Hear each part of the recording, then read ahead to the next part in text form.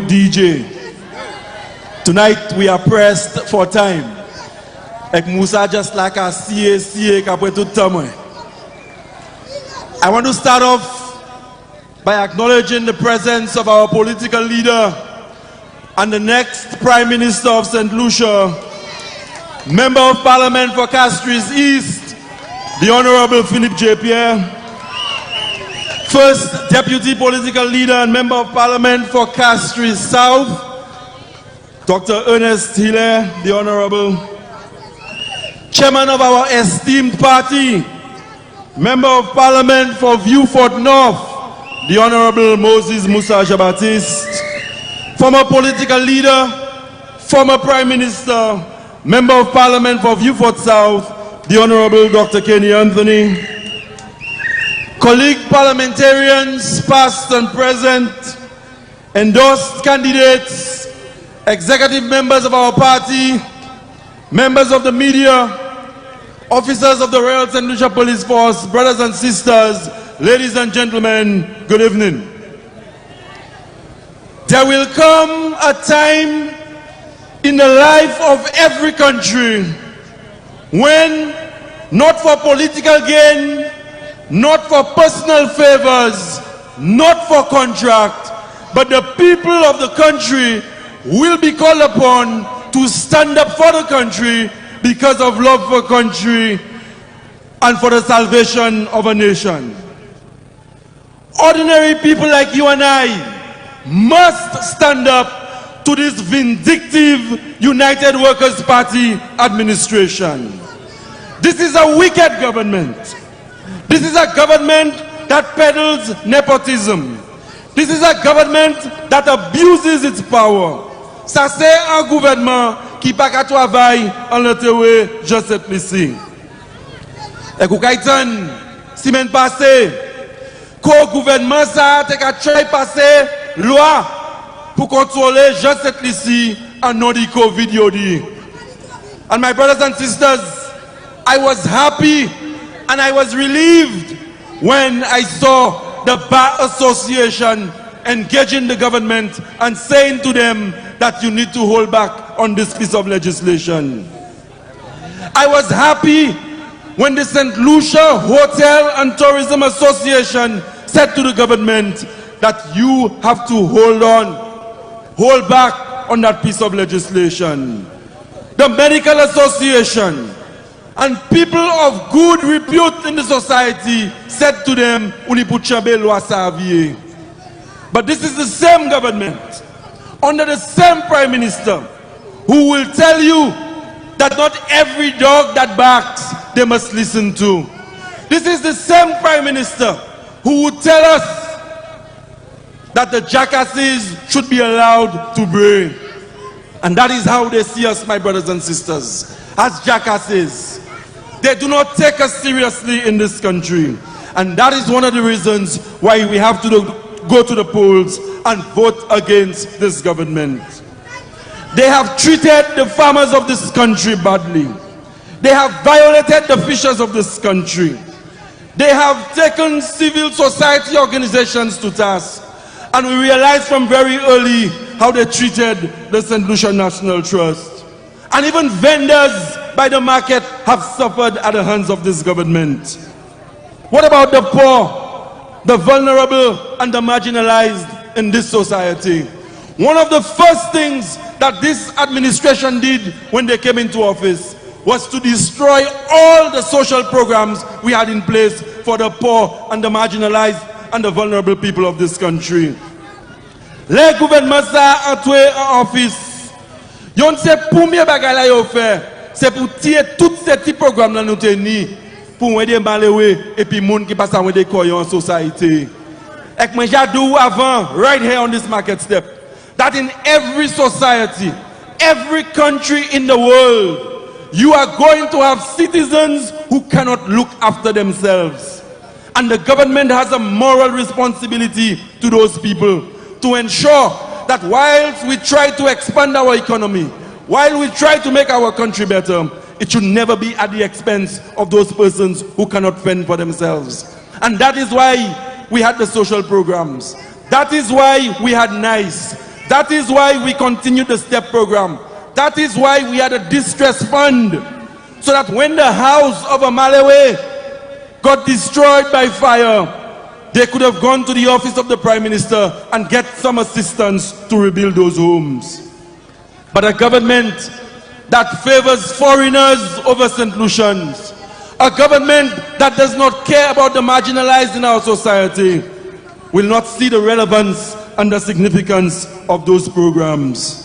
Every sector of this country is fed up with the government.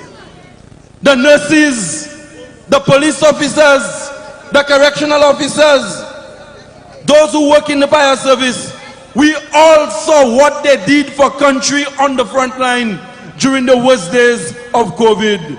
And when other parts of the world were looking for ways to compensate and to say thank you to frontline workers, this government was asking them to take their salaries in the form of bonds. The government was entertaining cutting their salaries. But at the same time, my brothers and sisters, the same government that would contemplate cutting the salaries of public servants, they were spending millions of dollars on a horse racing facility in Beaufort. And it pains me as a parliamentary rep. The parents come to my office every week. They cannot afford to buy laptop computers for their children. They cannot afford to buy books for their children. As we speak tonight, in every 17 constituency in this country, in each of the constituencies, there are children who have not gone back to school since the reopening of school because their parents cannot afford. L'année maman qui pauvre issue l'école en cette lycée depuis l'école ouverte, puis yo pas ni l'argent et yo pas ni ça issue besoin pour voir l'école. Et même gouvernement qui a fait bail dans pays ça bail c'est moun ça, te ça joindre plus qui 100 millions de dollars pour ça bâtir en facilité pour cheval faire course à cette lycée. Et moi a Labour Party government will put the people of St. Lucia first. And what about healthcare, my brothers and sisters? This is a selfish government. When they came in, for 3 years, they refused to do any work on the St. Jude Hospital. And whilst they abandoned work on St. Jude Hospital, they also refused to open the OKEU Hospital. But you know what? There are St. Lucians in our midst today who cannot afford to fly their family members to Martinique and to Miami for health care. They rely on the local hospitals. They rely on the local health facilities. They rely on the local doctors and nurses who, under very trying circumstances, continue to do a fantastic job for our country. But there are those in the upper echelons of society, l'année moun qui wish à payer cette lycée. Dat pièce là yo malade, il ka prend yo 10 minutes de temps pour yon de temps, puis yo sa haine ça nous ka créer un air ambulance pour mener yo Martinique et puis l'autre côté pour yo sa haine healthcare. Et là aussi ni ça qui est parmi nous en cette lycée. Les yo malade, yo pas même aller à l'hôpital. Mais moun qui ka travailler à l'hôpital, ka prend équipement à l'hôpital, et ka prend docteur nurse et ka yo la kayo et pour ba yo soulagement. But it's always the Malawi, always those who are marginalized, who continue to suffer. And my brothers and sisters, the St. Lucia Labour Party always had health care in the forefront of its programming. It was the St. Lucia Labour Party that sat with the European Union, and we were the ones who conceptualized the Owen King EU Hospital. We were the ones who provided scholarships so that St. Lucians would have gotten training overseas to come and work in this brand new facility. You cannot have a new hospital simply because you put up a new building. A new hospital is not defined by the new tiles you lay on the floor. But the new building must be complemented by quality personnel, and that is why through the EDF we were able to send scores of St. Lucians overseas to train in specialized medical areas. And when they came in, instead of embracing healthcare as a priority for the people of St. Lucia, they decided that they were not going to open the OKEU. But as soon as COVID reached our doorsteps, in a few hours, they were able to open the same OKEU that they were not going to open for the people of St. Lucia. And for 3 years, they were not touching St. Jude. Pas yon clou qui a cloué St. Jude to provide healthcare by Moon and South Peya, from Choiseul, Labrie, Vieux-Fort, Micoud, and the Dennery Basin. Mais pas autant, you pas qu'à toucher St. Jude Hospital. Night and day, you had tractors, engineers, and workers working on a facility so that horses could enjoy their day in the sun. This is a government that has put horses before the people of St. Lucia. This is a government that has invested in horses before they could have procured laptops for the children of St. Lucia. This is a government that spent money on horses and they were not prepared to keep Radio St. Lucia open. And the same government that closed the Fish Marketing Corporation, the same government that will allow playing fields to be abundant in this country, will spend tens of millions of dollars on a facility for horses. My brothers and sisters, as I said in the beginning, there will come a day or a time or a period in the life of every country, big or small, when people have to take a position, when you have to stand up in defense of your country. And defending your country sometimes means that you have to defend it not from threats outside, but the threats are internal, and they are right here in St. Lucia. The United Workers' Party administration is a threat to St. Lucia. Doctors are respected people. Lawyers are held in high esteem in this country. And the Hotel and Tourism Association, where the Prime Minister is supposed to have friends and people sympathetic to him, they too have come out and they have said, as has the Chamber of Commerce, that this Prime Minister needs to check himself. My brothers and sisters, the St. Lucia Labour Party is ready to govern again.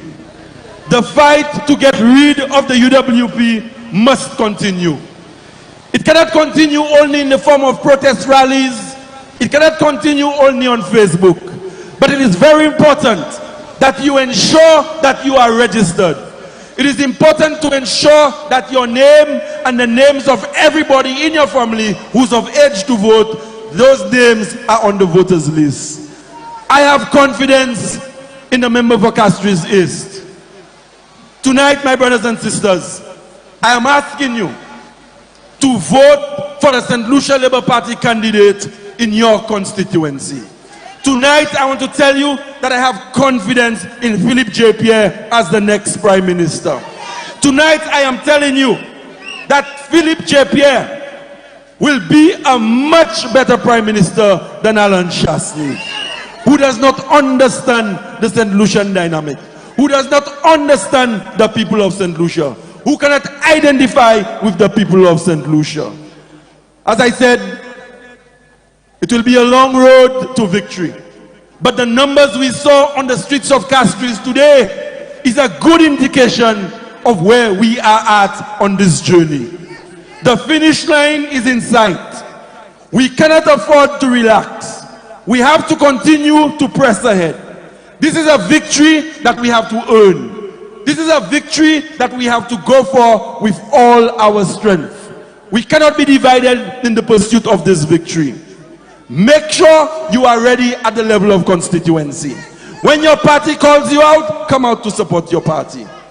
And whether they call it next month, whether they call it before Christmas, or whether he decides to push it into 2021, whenever the general election is called in St. Lucia, the St. Lucia Labour Party will be voted to office and we will form the next government.